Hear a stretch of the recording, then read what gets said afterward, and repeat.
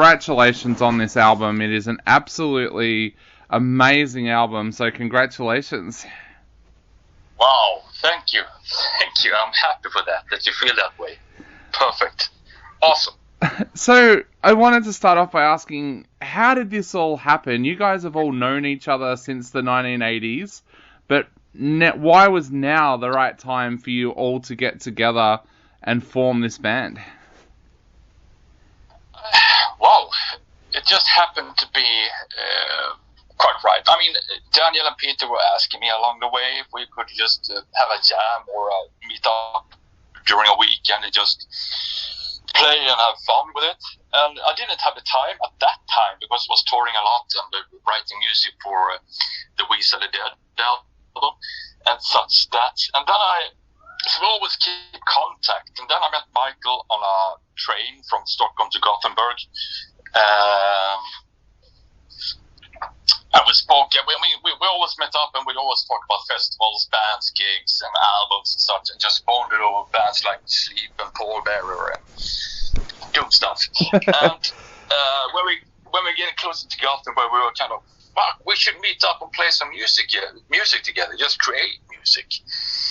Yeah, that would be a cool idea, of course. And then, like always, bye-bye, talk to you soon. And then 2 years later, I think it was in October in 2019, we met up for a serious talk.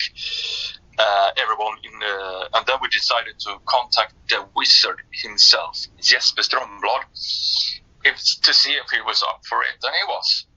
And then we had a couple of meetings and just, why not do it? Why not just try to play and be in the same room and rehearse and do everything that we used to do? It's quite simple as that. So what was those first few times like when you got together and played together? Because like I said, this album has a magic to it. Did you feel that magic when you first got together and started to play together? Yeah, I mean, there's a certain vibe when we all meet up and when we are together, of course. We've been doing this for so long time and we've been playing together for such a long time. Also, back and forth during the years. And it wasn't that, the road wasn't paved, what kind of music we should play. Should it be kind of progressive Rush, or should we just do something else? Or, so we started out, the actual first song that we wrote together was the song Gateways, which is on the album. And Peter had this first part, which is a little bit mellow and a little bit creepy, haunting vibe, which I later on developed into a full song. And when the chorus kicks in that song, we kind of knew that this is the way we should go. We should just go do what we do the best, and it's playing Gothenburg death metal. And no fuss, no overthinking. Just stick to what we know the best and what we have played together. And after that, when we decided we're going to do this, then it felt quite natural. And we had a lot of fun doing it, which you can tell by listening to the album. It's a funny album to listen to, and easy listening as well. It feels like that it's an album where you all went away and kind of did your own thing and then brought it together like a jigsaw puzzle. Is that the way that the songwriting process kind of worked? Yeah, in a way, actually, because I could have some songs, some skeletons of songs, and Jesper as well, and both me and Jesper had skeletons of songs, and then we presented it at rehearsal, see what the guys thought about it, and then they added their spice, their flavor to the song. For instance, we could have rehearsed a couple of songs, and then Daniel the day after at the studio, I want to do this arrangement, this song, and it just felt good. It just felt natural.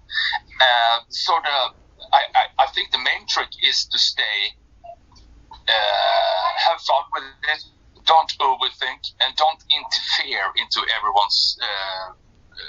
anyone's performances, because we've been doing this so long and we trust each other to the fullest, and it worked for us. And it felt natural. Nothing's forced. It's full. This is made by love from our hearts. We couldn't do this any better or any worse. This is us. One of the things I read described Mikhail's vocals as the sign of a master at work. What was your thoughts when you first read his lyrics? Because they are masterful. They are. He is a true artist, I have to say, and he's a poet. He's a poet, and he goes by.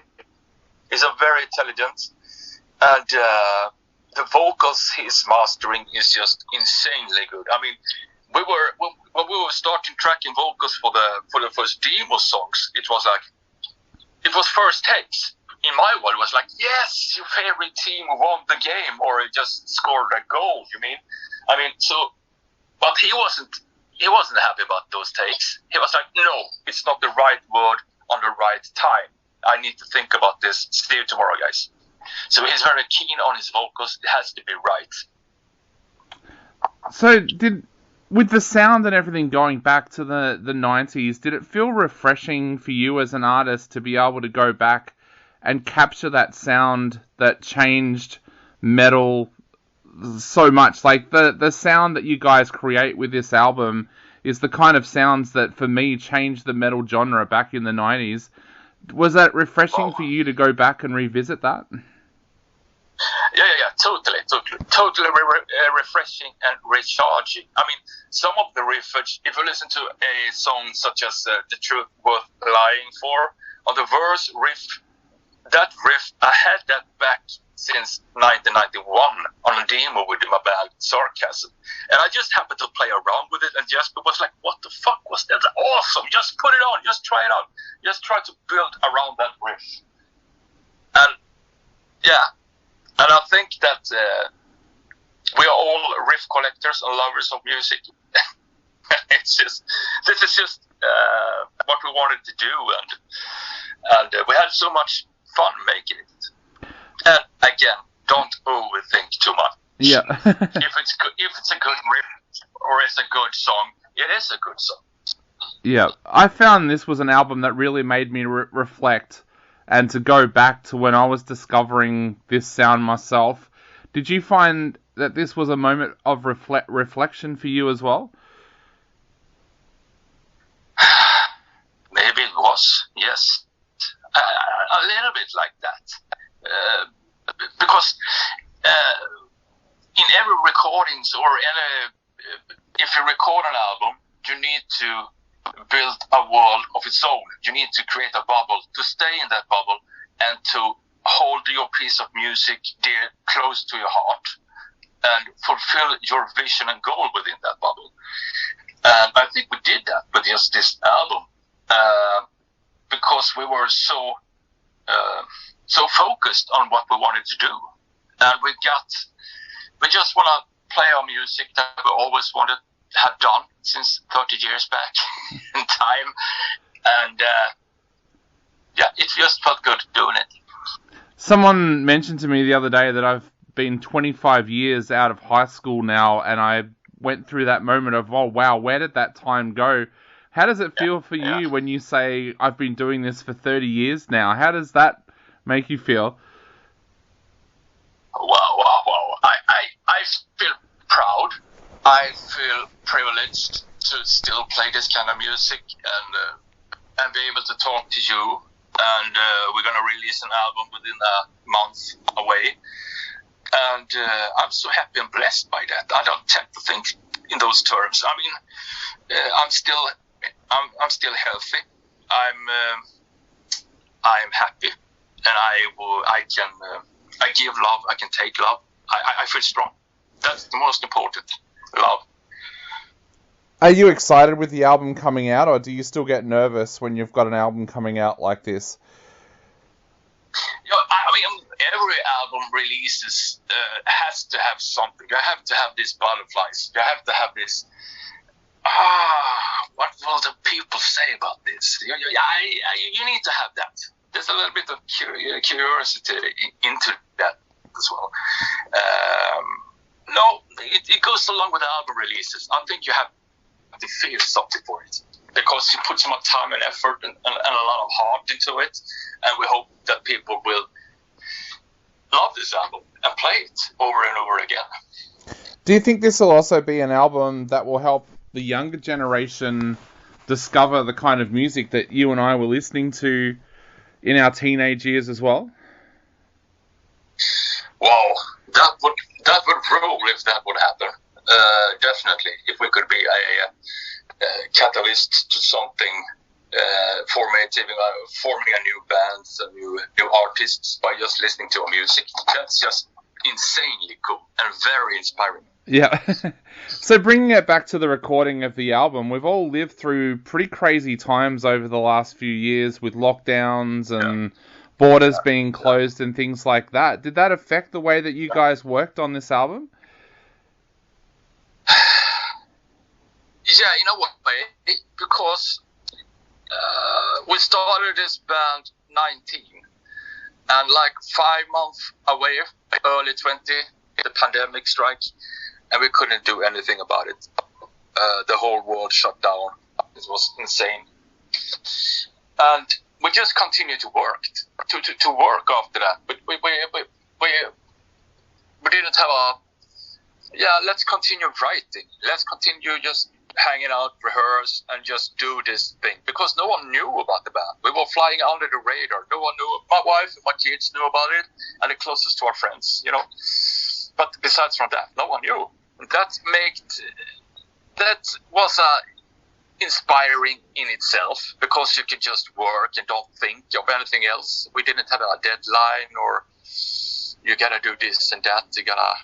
We were free to do whatever we like to do.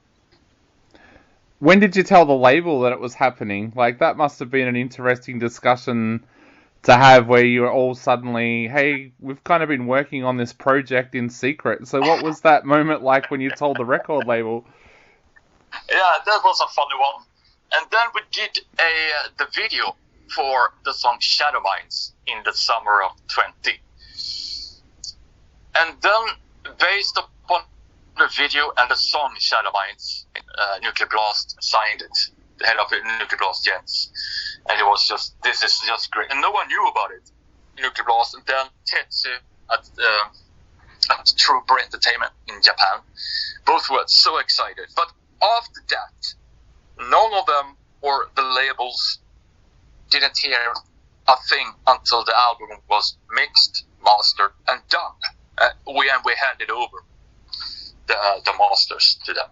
It was like, what? So they signed the band based on one song and a video. Wow, that's amazing. And talking of the album itself, you've also got Matt from Trivium doing a guest appearance. Why did you feel that he was the right guy to bring in for the guest appearance on this album? First of all, we've known him for years, and he's a massive fan of the Gothenburg death metal genre, and he's an awesome dude.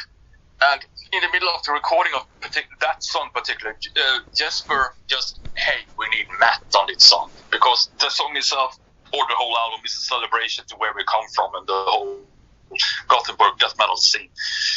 And it turned out so good. It was really into it. Perfect. Awesome. So, where to now for the band? Like you said, the album is about to come out. Are you guys going to do shows, or what are the plans for the future? Yeah, there's a lot of stuff happening along the way right now. We're planning stuff, and we have stuff booked. We have done one show so far, and that was at the Sweden Rock Festival. We have just released 4 singles, and the fourth single came out on the Friday, and we play on the Saturday. So people have mostly heard 3 songs from the band. So we decided to play the whole album front to back, and that was our first gig. That's just insane, doing that the first show you do. That was really, really funny to do. And then we will continue later on this summer with the festivals in Turkey, Slovakia, Japan, and Wacken, Germany. So is there a chance in the future we might see you in Australia at some stage? Yeah, that would rule. I really hope to come back to Australia with the Halo effect. Definitely, we would love that. Now, for a big surprise for our listeners out there, we're actually going to play all 4 of your singles that have been released back to back on our show right now. So to finish off the interview, what would you like to say to everybody out there before they take a listen to all 4 tracks back to back, but also before they go out and grab the album when it comes out as well? Wow. We all would love to come back to Australia and play for you all. Just sit back, enjoy, and just embrace the Gothenburg death metal from the Halo Effect, because it's made by tons of love.